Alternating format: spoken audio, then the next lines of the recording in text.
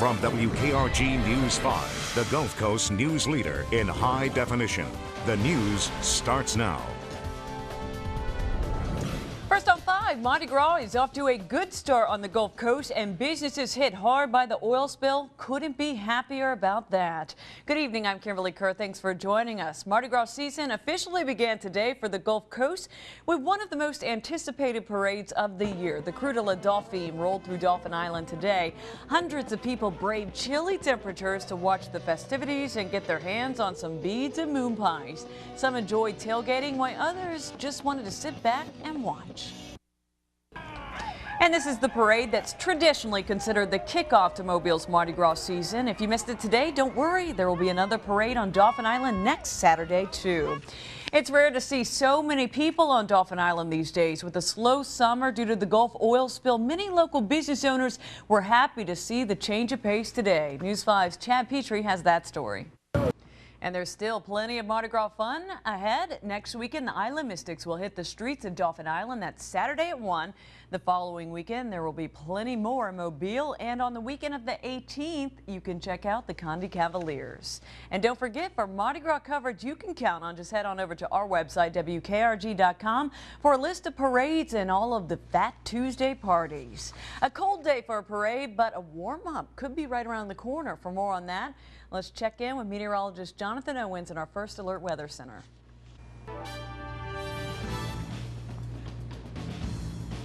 Turning now to our coastal crisis recovery, the Gulf Coast seafood business is getting a much-needed boost from an unlikely source, the military.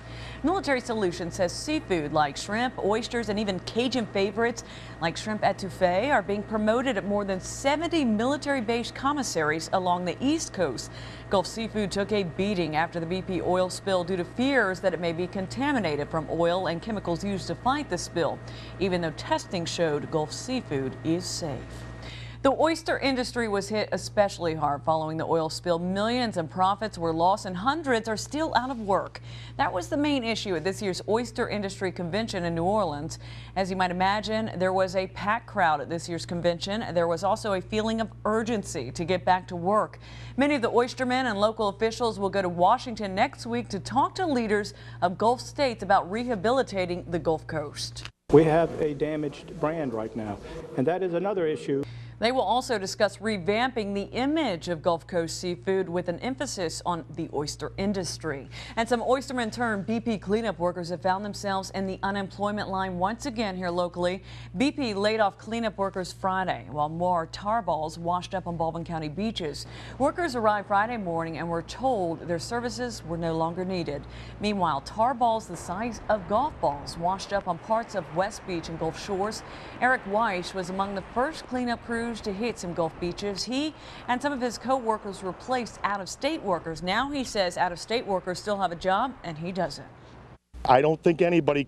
BP says the reduction in force is part of their commitment to have the beaches clean in time for spring break. The company says they will begin reducing visible manpower and equipment across Alabama's coast as they find appropriate. Meanwhile, Florida Panhandle officials say BP workers are still needed on their beaches. Officials from 7 Northwest Florida counties met to talk about the response to the oil spill. They say beach renourishment is the key to their recovery. Escambia County Commissioner Grover Robinson says BP needs to pay for new sand for its beaches. Northwest Florida lost millions because tourists were afraid to visit, fearing the beaches were stained with oil. And if you watched today's Homeowner with Danny Lipford on News 5, you might have noticed something familiar. Lipford has spent months renovating the Cuppersmith home near Spring Hill College. The home had not been updated since the early 1900s. For the next 13 weeks, Lipford is featuring the renovation on his show so that viewers can get great ideas on how to improve their own home. The home will be finished in a month.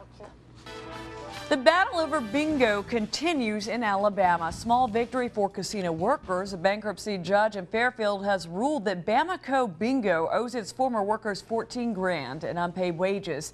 The ex-employee said they weren't paid in the weeks before the electronic bingo hall shut down. The casino then filed for bankruptcy in November. Electronic bingo casinos across the state shut down in fear of a raid by the Anti-Gambling Task Force. The 11 defendants in the bingo corruption case have now filed filed a large number of motions. For a third time, Victoryland Casino owner Milton McGregor is asking to dismiss charges against him in this case. McGregor and 10 others, including 4 lawmakers and lobbyists, are accused of offering and accepting bribes in order to pass an electronic bingo bill. Another round of cuts are on the agenda for state colleges in Alabama, and that could mean higher tuition rates again this year. The chancellor of Alabama's university system says they need to look for ways to trim the fat by at least 10%. This would make up the money lost after federal stimulus money runs out this fall. The colleges also are bracing for an additional 2% across the board cut. The chancellor says the universities are making up the loss due to growing enrollment and rising tuition rates, although they have not discussed if that will be the case this year. A look back in time today on Dauphin Island. The story is straight ahead. Plus a sweet treat just in time for Valentine's Day. Best of all, it was guilt-free shopping for a good cause. We'll explain. But first, here's a look at the top 5 web stories that you're talking about this weekend. Stay with us. You are watching News 5 at 10.